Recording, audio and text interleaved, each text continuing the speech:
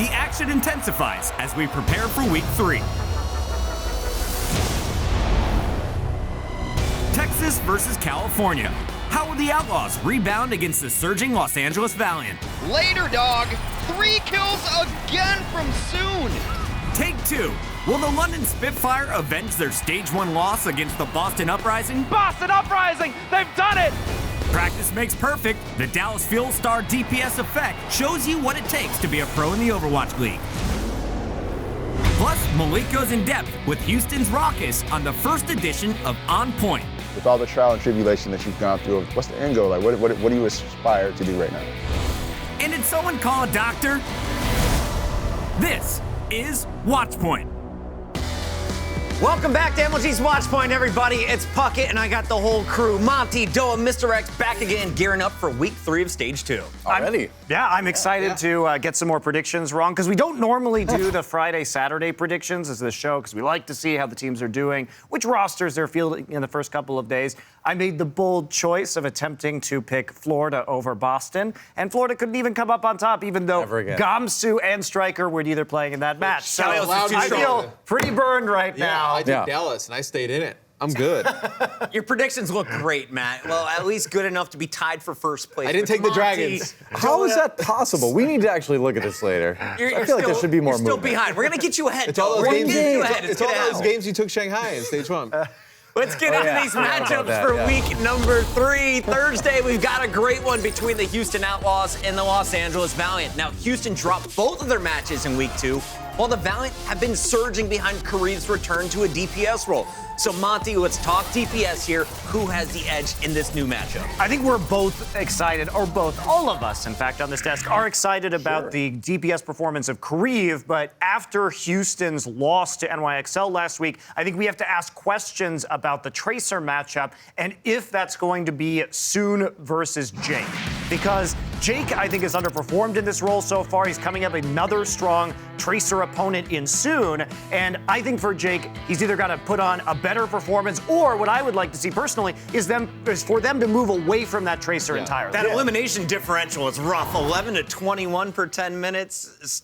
I mean, Jake, he even mentioned he wasn't happy with his own play, but do you need this guy on Tracer? I think you could have Linkser play Tracer and Jake play 76. 76 is a hero we've seen Jake play in the past. The only thing they lose there is the potential to play, like, whether they want to play like Widowmaker Tracer, then they kind of lose that. But if you wanted to run that, you could play Clockwork a little bit more, right? So I think they can definitely work some things around in their lineup. Jake did have a bad Tracer week last week, but we have seen him in the past put up pretty decent performances. Yeah, still, I mean, a decent performance, right? I still wouldn't want to put that Jake up against Soon's Tracer. It still seems like too big of a risk to take, I think. Hey, you still got Mendo.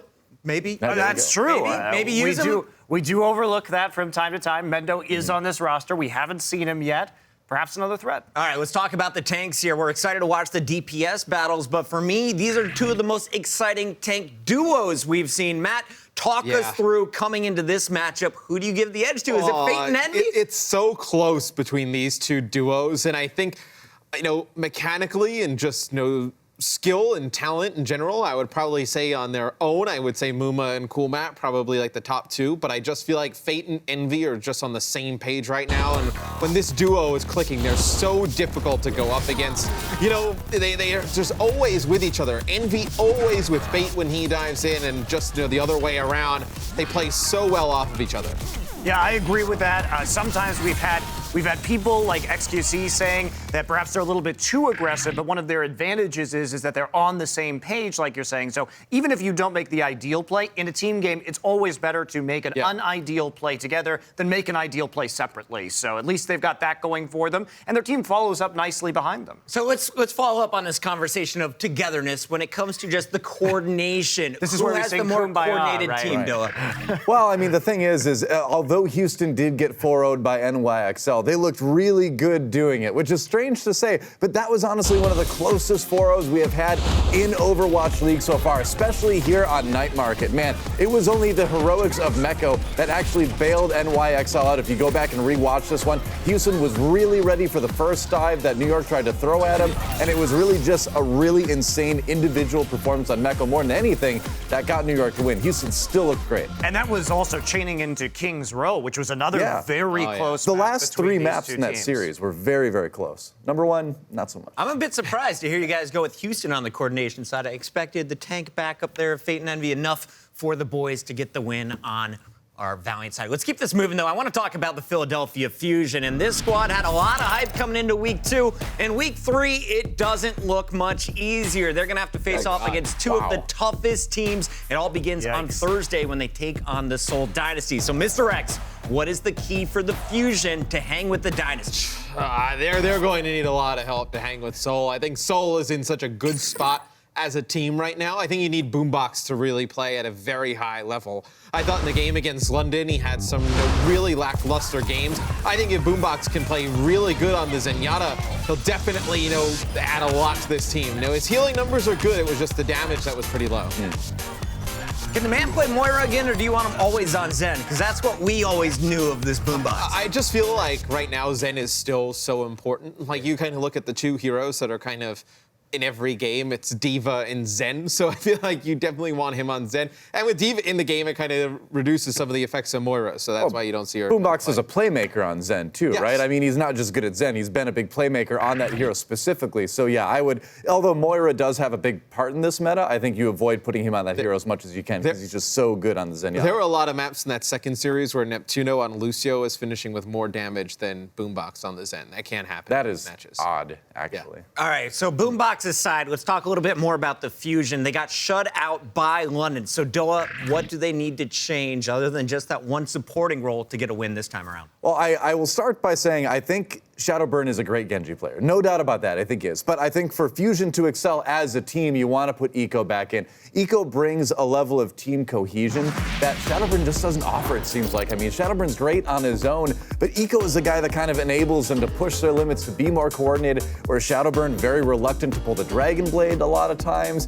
He doesn't really like to go in with them. He's kind of doing his own thing, and they've been punished for that in the past. So now that we've seen what Eco can bring to this team, put him back in. You're going to have an insanely tough week. Give the guy a little bit more experience in this rough situation, too. I think it's all positives if you look at putting Eco in. So if you're the Fusion, you warm up against Seoul on Thursday. On Friday, you have to play the NYXL. So, Monty, if we're looking for an individual matchup here in this series, what's the most exciting one-on-one the fans should be looking for? Oh, man, I think that this is going to be another probably Sabielby versus Carpe experience coming into this matchup. That's going to be really interesting because Carpe has been the backbone of this team. He has an incredibly consistent performer, and he's going to have to step up against this competition, and it should be a pretty entertaining Tracer versus Tracer battle. I know I'm looking forward to that one. Do you give SBB the edge here right now, boys? Yes. Carpe had a phenomenal series against them in Stage 1. You remember that pulse bomb onto Arc when he popped Valkyrie on Anubis. It ends up swinging the series in Philly's favor. So I wouldn't count Carpe out. I just think of this, with the changes that we've seen and how strong New York is still looking in this meta, I don't think we're going to see another upset like that. It's just like the way Sabielby's been playing lately, too, right? Where, I mean, he gets in there, he does a lot of damage and sets things up for the other members of his team. And, like, that style of play, I think, is what New York needs right now, and that's going to give them a little bit of an edge. I'm looking forward to that one. Let's keep this moving as we talk about the next one. It's a rematch going down, and it's one of the biggest upsets we saw in all of Stage 1. London Spitfire taking on the Boston Uprising, and Boston had a real coming out party when they took down London in the first meeting. Nowadays, they're looking a bit more pedestrian in Stage 2. So, Monty, what is the big key for you in this one? I think it's been a big coming down party for Boston in Stage 2, unfortunately. And a lot of the strengths that we saw from them in the dive compositions, I'd like to see them pick that up again. They've run a lot of Tracer Soldier, which other teams have run on this current patch. But for me also, it's a question of what lineups will London run in this matchup? Because last week, we saw two entirely different lineups, basically, with only Prophet and Gesture on both matches this week. We got the classic Apex-winning GC Busan roster in the first match, and we got the roster that they played for most of the time in the first stage, where they won the Stage 1 playoffs in the second one. Now, the coaches said this is because they had entirely different map pools, basically, this week, so they were trying to isolate their rosters and have the majority of players on each lineup compete on those maps. However, I think you go back to the Stage 1 winning roster because I haven't been that impressed with GC Busan, and especially their supports, Hagopun and Closer. Even though they've got great synergy from their time competing in Korea, it just hasn't been the same, I think, since they've been here in the Overwatch League. I mean, I'm glad you brought up the supports, because if you look at Hagopun specifically, they've been putting him a lot lately in exchange for Bedoshin, and statistically, I think that's just kind of the wrong move to do, because you look at these guys, especially on Zenyatta, when you focus on these two, Bedoshin has better stats across the board on that hero, and when you watch him in games too, it seems like his game sense, his positioning, the picks he can make, everything kind of exceeds right now what Hagopun is bringing to the team. So I know there's a synergy with the former rosters and all that kind of stuff, but just put Bedoshin in, rely on that guy. He's your Zenyatta. All right, Matt, let's talk about Boston, though. No one expected them to beat London the first time around. True. So how do they get it done this time? Well, I think you need to figure out what you want to do in terms of your DPS players. Striker and Dreamcast were played exclusively throughout all of Stage 1. That was their duo. We saw Mistakes come in for a little bit in the Florida match, and he played a pretty good Junkrat. We saw some Genji out of him as well, and I think it's important you have that extra player, because if they want to run something like a Genji Soldier, right? You don't take Dreamcast out of the lineup. We haven't seen Striker play like a 76. He's really only played Tracer and Widowmaker. You need one more DPS player. So I think it's just determining of what you want to run in terms of your comps and who's going to play on those certain maps. All right, well, as we mentioned earlier, one of the best matchups in the week, of course, was the Outlaws versus the Valiant. Houston hopes they can lean on the strong support play of Rawkus, the man with the best hair in the Overwatch League, sat down with our own Malik Forté in our first installment of On Point.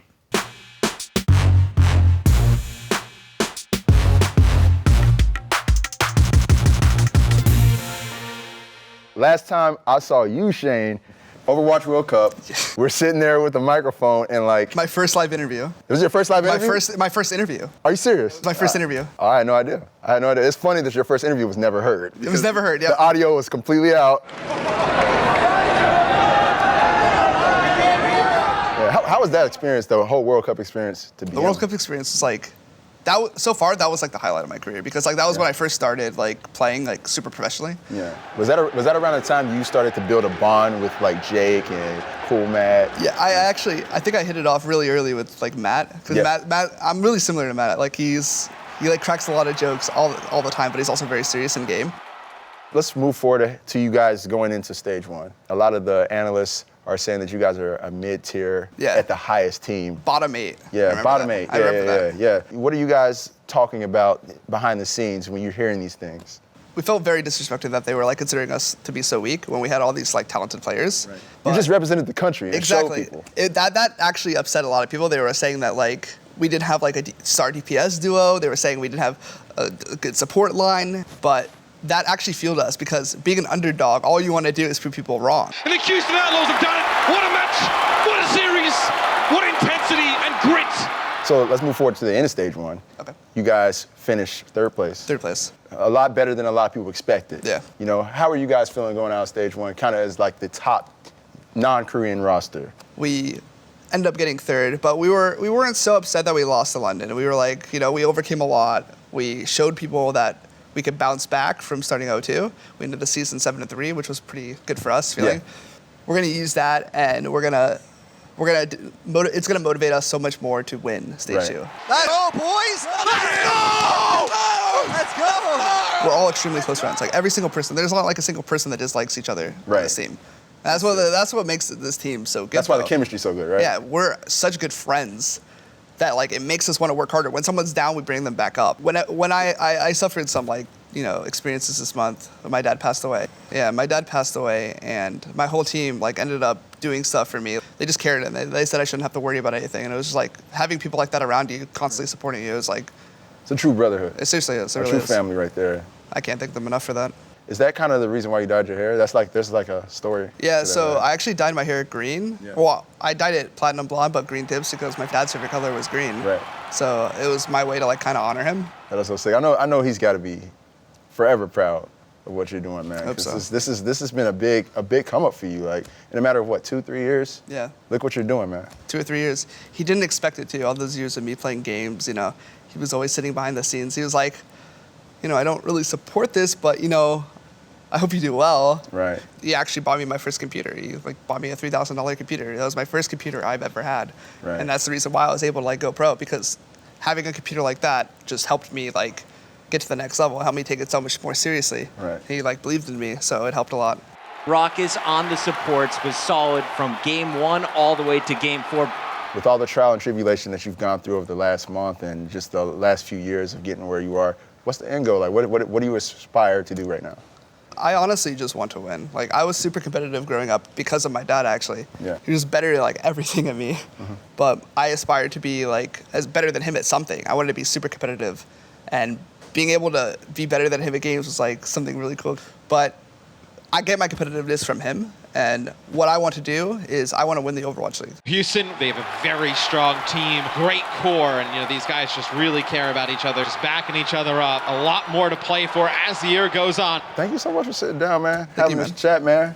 The first ever On Point with Rawkus, man. This has been awesome, dude. Thank you, man. Yeah, thank you.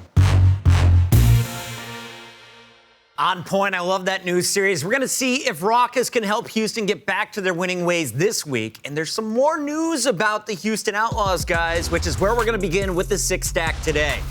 Fact Fiction, the Outlaws signed their former Team USA FaZe Clan member Fact Fiction to the roster, and they've already got a strong tank duo featuring Muma and Coolmat. So how could the addition of Fact Fiction improve this Houston tank line? Well, I don't know if it's going to improve it, but it is going to provide a solid backup. Of course, Coolmat and Fact Fiction also have chemistry that they gained from playing on Team USA in the Overwatch World Cup. So I'm excited to see if they start playing him at all. He's a solid tank, but as we've seen multiple times so far in Owl, sometimes you need a backup player. We've had a lot of players fall sick or start performing a little bit less than their usual standard. So I think every position really should have some sort of backup, and Fact Fiction's going to be solid. I love that backup choice. All right, when Stage 2 kicked off with a new patch, we knew we were going to see less Mercy and more of some new heroes. So, Mr. X, what's your biggest surprise in the compositions we've seen throughout the first 2 weeks? Yeah, I think leading into Stage 2, a lot of people were expecting to see more Moira,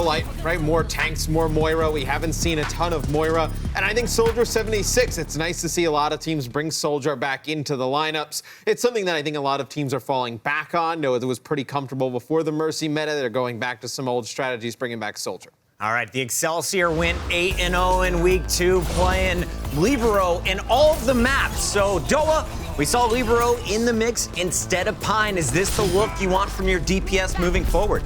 Yeah, well, I mean, I'm a little bit biased in this one because I've been a big Libero fan since he started pulling out the Hanzo and Apex way back when. But if you look at this team, Libero, I think, does bring more to them, right? They've got more versatility out of what this guy can play. He fits in better with comps, and he is more of a team player than Pine is. We've seen before when they put Pine in non-control maps, he kind of goes off and does his own thing, which is good if he's getting kills, but if he's not, then that becomes a big problem. So as much as I like Pine, I think Libero is the way to go for now, and he's definitely proved it so far.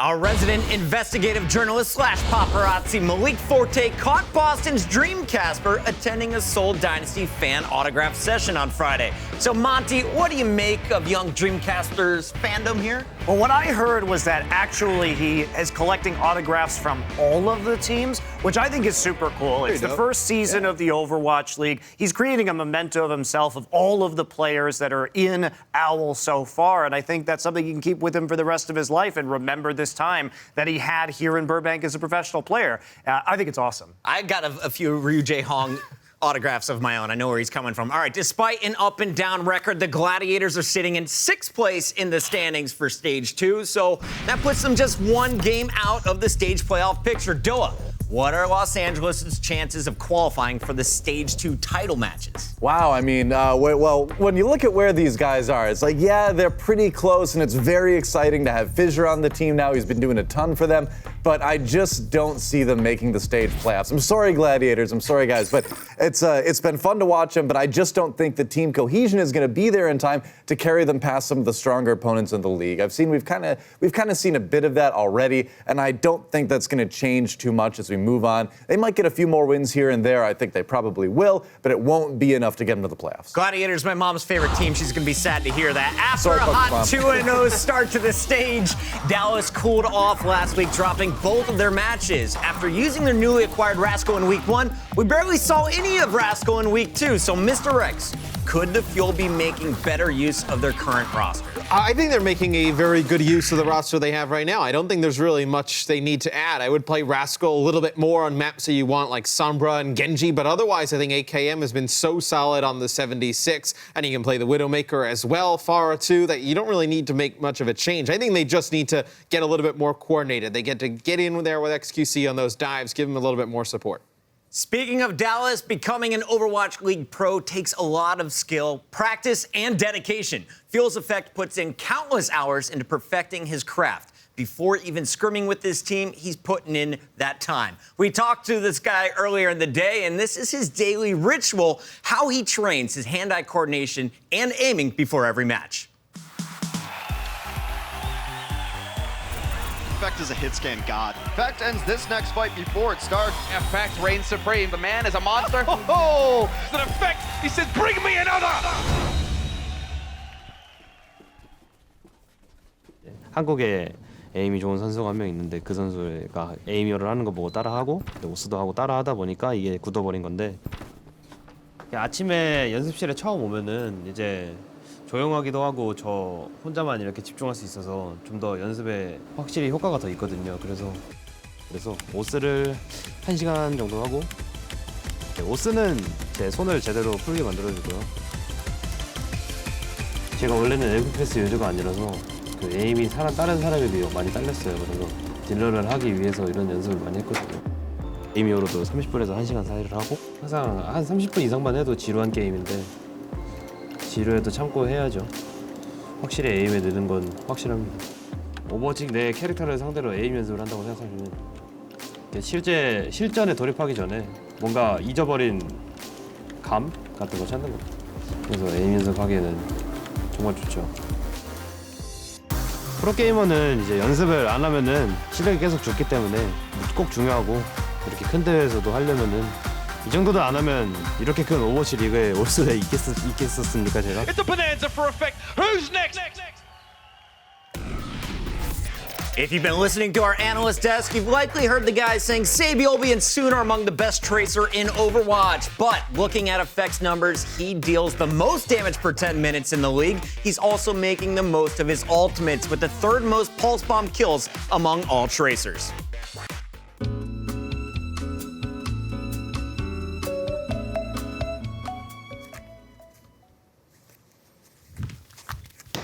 Yes, it's me in the mayhem. I'm feeling great, Doc. Oh, good. Hello, Florida. Sit down. You already have. Great.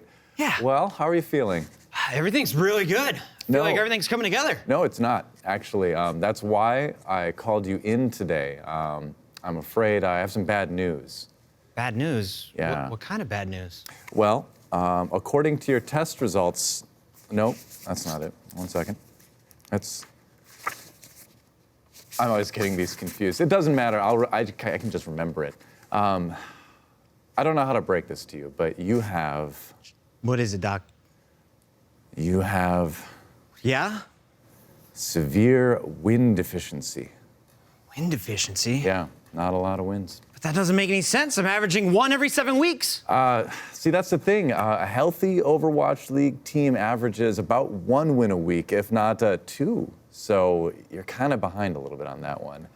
How do I get better? Well, I have good news for you. I have a prescription, and I'm going to prescribe to you 3 free agents and a bus driver. I think that'd help you out a lot. I think I can work on that. Definitely the free agents. I don't know where I'm going to find the bus driver, but we'll figure it out. It'll come. It'll come. The important thing is to make a positive change for your life, and you've done that. Thanks, Doc. Oh, no. This is about you. So don't thank me. Thank you.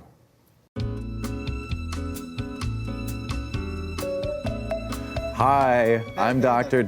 Oh, no, unsanitary. The inspectors got me on that one last time. Did you change this after the last person left? I think so. I don't know. It's not my job. Oh, okay. You know how it is. Yeah. Anyway, what brings you in today? So I'm really concerned. Yeah. I've been doing a good job at work, but I've just been losing focus really often, and I'm just kind of bored, and I've lost my sense of drive, and I'm scared something might be wrong. Oh, okay. Well, That happens sometimes this time of year. Let's run through a test here. What I want you to do is tip your head back for me, if you could. Extend your arm. There you go. Now touch your nose. I'm sorry, touch your shoulder, please. No, start over. Put it, all right. Head back. Okay. Touch your shoulder. Did I say, I meant touch your nose? No, touch your nose to your shoulder. Yeah, no, just forget. These tests are so complicated. Who can keep track of all That's super this stuff, difficult. right? Either way, I don't know. I think you're fine, actually. You look fine to me. Are you sure? I do. Yeah. Okay. No, I think you're fine. You've been winning a lot lately. You've been performing great. Maybe if you're getting a little bit bored, what I would do is try subbing a few more people in, maybe give Pine a little bit more time. I know Libro's been great, but maybe, work Pine in there to alleviate some of that. But other than that, no, I think you've got a bright future ahead of you. Everything's looking good.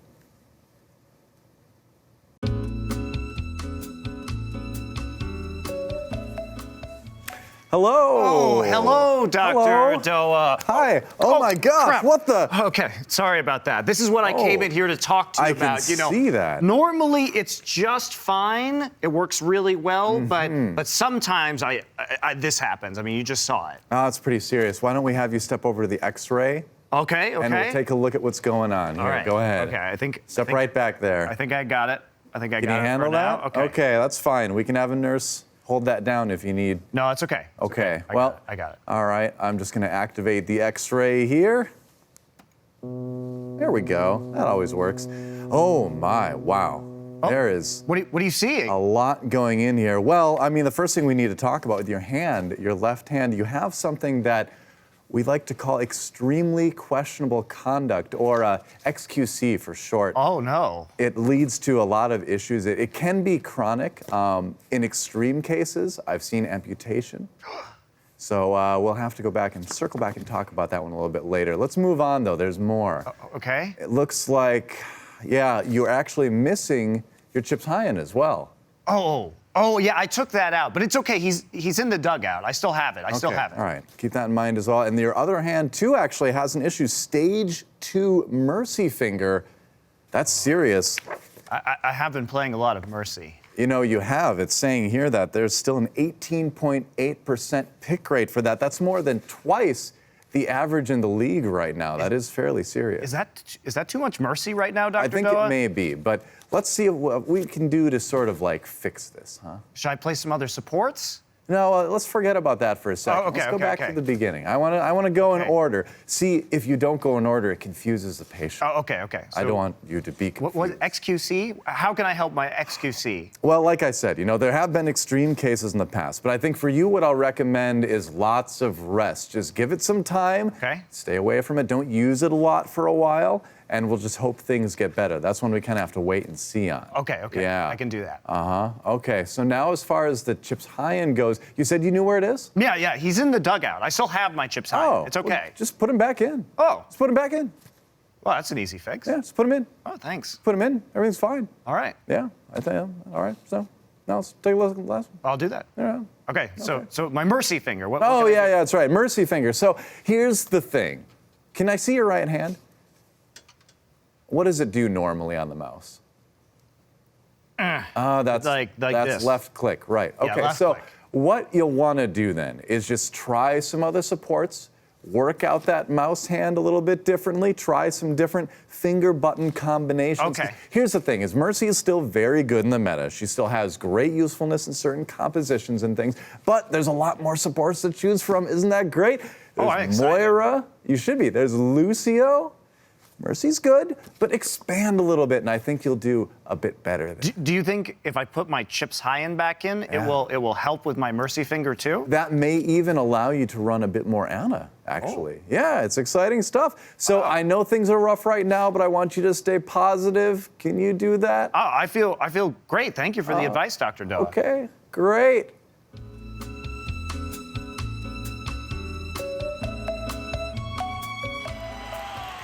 Time ticks, and Seoul Dynasty will barely pull it out.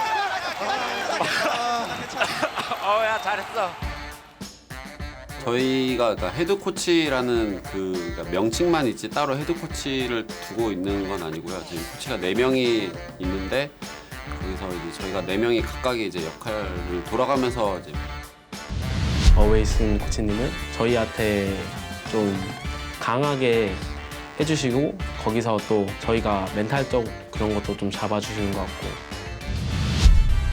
이제 코치님 같은 경우는 좀 섞여 있어요. 형 같을 때도 있고 이제 뭐 예를 들어 한 2명은 전략 분석이랑 이제 전술 담당을 하고 있고 나머지 2명 연습하면서 이제 실시간으로 선수들한테 피드백을 하거나 주로 저는 이제 선수들 개인의 퍼포먼스 향상을 위해서 이제 개인 플레이 같은 거를 많이 봐주고 있고 상대 팀의 큰 컨셉이나 그런 거를 바탕으로 저희 팀이 자주 당하는 그런 공략법을 상대가 알고 있을 때 그거를 잘 인지하게끔만 선수들에게 이야기해주는 편이고 What is going on? Seoul Dynasty may have fed their only chance to get into the playoffs. They didn't finish as strong as we expected. 약하게 된 이유는 아무래도 저희가 메르시 메타에서 조금 다른 팀보다 일단은 스테이지 2 이제 들어오면서 메르시가 너프 되었기 때문에 그 전에 사용했던 거에 대해서는 저희가 이제 워낙에 많이 해봤던 조합이기도 하고. That's a win for Seoul Dynasty. These guys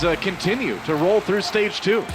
아직은 조금 더 보완할 점이 많은데 시간이 지나면 아마 지금보다 더 좋은 모습이 나올 것 같습니다. Sends them back to the shop for spare parts and Seoul Dynasty, they win it. 다른 그러니까 게임 외적으로 사람으로서 좀 성장하는 데 있어서 도움을 좀 줄 수 있다는 점이 제일 기분이 좋고 이기면 뭐 최고죠. 어떻게 보면 대리 만족이기도 해요. 그냥 저도 같이 기분이 좋아지더라고요. 그냥 말 그대로 아버지, 어머니 그래서 하는 것 같아요. It's all working for Seoul so far. They are 4-0 and leading the Stage 2 standings, thanks in part to Toby's move to Lucio. As you can see here, he is top 5 in all major categories as the Brazilian support hero. Seoul kicks off week 3 with a Wednesday match against the Shanghai Dragons, which means that's also where we kick off our predictions. So let's jump into this one. On Wednesday, all 3 of our analysts love Seoul to keep on rolling against the Dragons. We also have Harmony on Dallas taking out San Francisco, but in the Battle of LA Part 2, Doa's going shields up and taking the Gladiators over the Valiant. Doa, you gotta defend your pick against Mr. X in our first 30-second face-off. I am. I admit it's a bit of a gamble, but bear with me here. The individual plays Fissure makes, I said these guys are gonna get a couple more wins before the stage is over. This is gonna be one of them. I think Valiant has looked a bit up and down so far in stage number 2. I'm not convinced they've got the Valiant have the stronger tanks, they have the stronger DPS, and the stronger supports in this matchup. How in the world are the Gladiators going to win? I'm going the Fissure effect here. It is just as the a Fissure effect duo against Bishu and Fissure. You just put Fissure in the team. There's no way the Gladiators are going to be able to compete with the Fissure effect. Matt, strong argument right there. Doa, good try. Okay, moving on to Thursday. No one thinks Philly is up to the task against Seoul, and all 3 guys say Boston takes out Shanghai. But once again, Doa going against Noah and the Valiant along with Mr. X. Monty thinks the Valiant takes out Houston. So this time around, I want to see the Orange Beard versus Monty. Let's Get him, go. Doa. Get him, Doa. It's not that I don't like Valiant. Look, my pen is green. Beard over here. So there's He's a poor pirate and an even poorer predictor of these matches. That's right, Captain Orangebeard. Wealthy pirate. So beyond the piracy, I'm going to take over these standings because it's going to be Soon and Kareev better off in this particular I really only have for one the thing I need Valiant. to say. I actually don't think that the Valiant are worse than both Houston and the Gladiators, unlike Doa, and that is going to be our reasoning. Hey, here's the thing. That pick. Did you see what Houston did against NYXL? Yeah, me too. Yeah, I watched that game. We cast it. Not all about the, and I remember you agreeing with me. I think those are the closest 4-0s ever. Watchpoint today. Make sure you guys tune in for week 3 of Stage 2. It kicks off Wednesday, 7 p.m. Eastern, 4 p.m. Pacific on MLG.com, OverwatchLeague.com, and of course, the Overwatch League app. Thanks for watching.